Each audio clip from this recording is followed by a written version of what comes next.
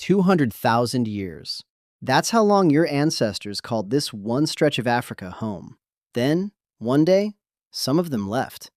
They walked north, into deserts that could kill in an afternoon, toward a horizon they didn't understand, chasing something they couldn't name. But not everyone went. Somewhere, someone made the opposite choice. They stayed. And that quiet decision, made by a person history never recorded, is the reason an unbroken line of humanity still exists exactly where it all began. You are, in some sense, still standing where they stood. For nearly all of human history, this was the only world anyone knew. Africa wasn't just where humans lived, it was where humans became human. The rivers, the grasslands, the rhythms of wet season and dry season, all of it mapped into memory and passed down through hundreds of generations, one campfire at a time. Every plant that could heal you, every animal that could kill you, every water source that wouldn't run dry, even in the worst years. This kind of knowledge wasn't written anywhere. It lived in stories, in muscle memory, in the instincts of elders who had already survived the mistakes that would kill someone less prepared. You didn't inherit it easily, you earned it, generation after generation, through trial, error, and death. To leave all of that behind wasn't just brave, it was almost unthinkable. Like walking out of the only house you'd ever lived in and trusting that somewhere out there, something better was waiting. So the real question isn't just why some people left, it's why anyone would ever choose to stay in a world that was slowly filling up, resources stretching thinner with every new generation, when the option to walk away into the unknown was right there, waiting. Here's what doesn't add up. By this point, the exits were wide open. Some groups had already crossed into new lands, and word, in whatever form it traveled back then, would have made its way home. Stories of new territory, less competition, maybe even better hunting grounds. And yet, some people looked at all of that and said no. They stayed while the population kept growing, while resources got stretched thinner, while every logical argument pointed toward leaving. So what would make someone choose to stay in a shrinking pool of resources, surrounded by growing competition, when an entire unclaimed world was sitting right there for the taking? Turns out, it wasn't one reason, it was three. First, the land itself hadn't failed them yet. While the deserts to the north were turning into deadly, waterless expanses, parts of Africa, especially around the Rift Valley, stayed rich. Reliable rainfall, predictable seasons. If your home is still giving you what you need, there's no evolutionary pressure to gamble on the unknown. Second, staying meant staying connected.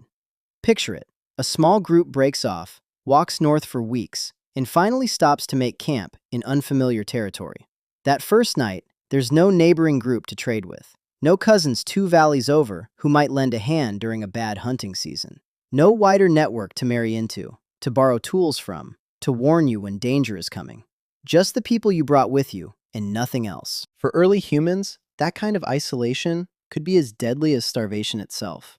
A single bad season, a single injury, a single conflict, and a small, isolated group could disappear entirely. The ones who stayed kept something the leavers gave up the moment they crossed the horizon. Access to a wide, living network of family, alliances, and shared survival. The kind of safety net you don't notice until you no longer have it. Third, and this is the one most people don't expect, staying was its own kind of curiosity. We tend to romanticize the humans who left as the bold ones. But staying meant pushing deeper into a continent that was itself unmapped, into Central and Southern Africa, into environments as unfamiliar to them as any desert up north. Staying wasn't passivity, it was choosing to explore inward instead of outward.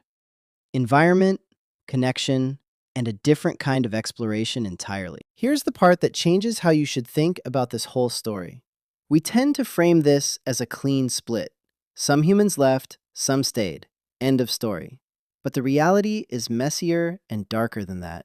Genetic evidence shows the groups that stayed in Africa retain far more genetic diversity than every single population outside the continent combined. That's not a small detail. It means the stayers were never the leftover population. They were the deepest, richest branch of the human family tree the entire time. And here's the uncomfortable part. Those who left carried only a fraction of that diversity with them. A genetic bottleneck so severe that every non-African person alive today descends from a tiny, fragile slice of what stayed behind. So the humans who left didn't take humanity's full inheritance with them. They left almost all of it behind. So the next time someone tells you that leaving is always the brave choice, remember this. Staying can be its own kind of courage. It can mean holding on to something worth protecting, deepening roots instead of running from them, choosing the harder, quieter path of building where you already are. Every person walking around today outside of Africa carries a fraction of what stayed behind, a fragment of a much richer whole. So maybe the real story isn't about who left and who stayed. It's about how both choices, leaving and staying, were acts of survival. Different bets, placed by people who couldn't possibly know how the story would end. And somehow, against every odd, both bets paid off. We're all still here because of it.